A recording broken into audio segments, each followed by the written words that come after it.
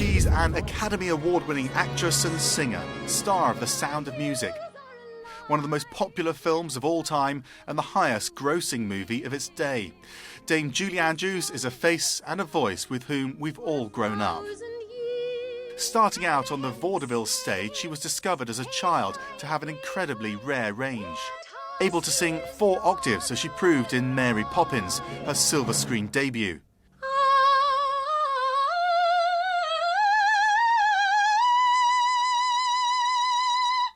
Cheeky.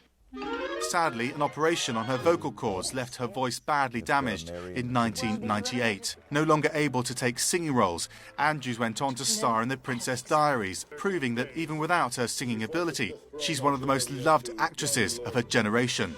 Shut up!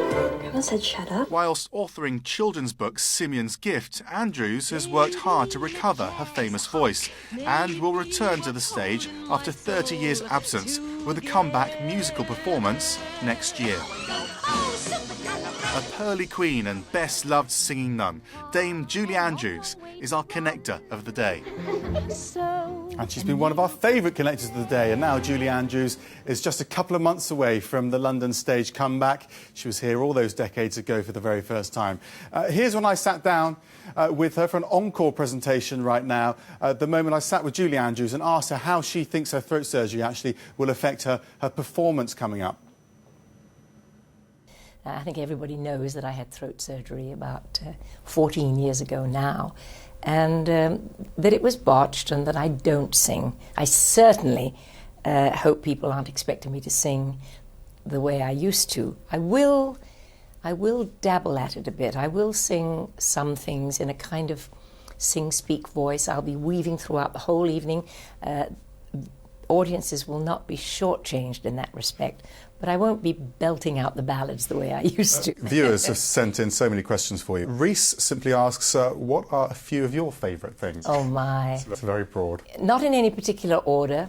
My grandchildren, music, of course, my garden, my brand new puppy that I was just given for my birthday by my lovely spouse, art, you name it. I could go on forever, but that's just a few of them. Yeah, lots of favourite things. Ling Sapides loves The Sound of Music, especially the part where Maria and Captain Von Trapp were singing Something Good.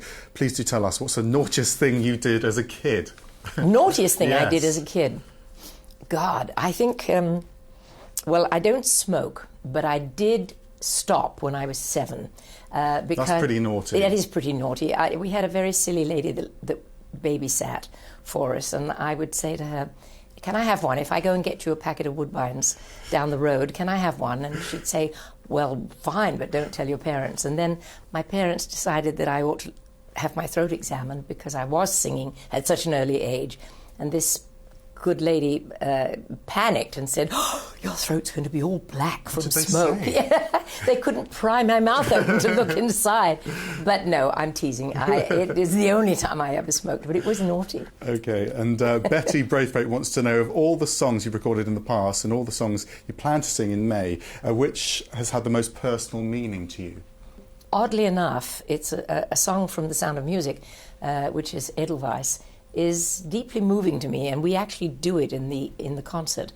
It is a glorious orchestration. It's one of the great Rodgers melodies that just seamlessly weave in and out over certain notes. And it really speaks to anyone's homeland. It isn't just Austrian or whatever you might feel. It's really, it's about how you feel about your home and your country, and it is, for me, it's very moving. And are you a fan of modern music? Do you listen to the radio and try to... I actually love classical music very much. I'm not very good with rap and things like that. It's not... Words matter to me, and I think that as long as a song has beautiful lyrics, I'm so happy.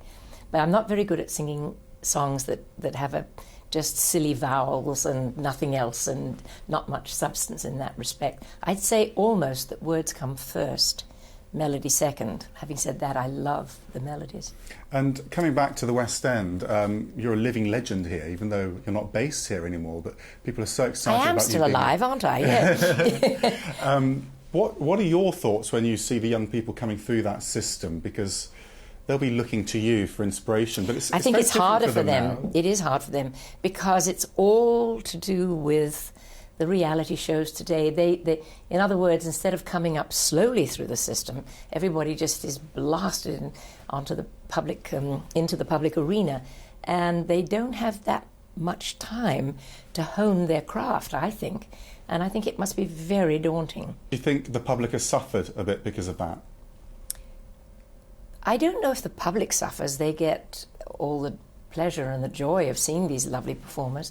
But I think perhaps the performers suffer a bit if they are thrust forward too fast, if they haven't had time to catch up. And the danger is that they'll be finished before they've barely started. And that's a shame.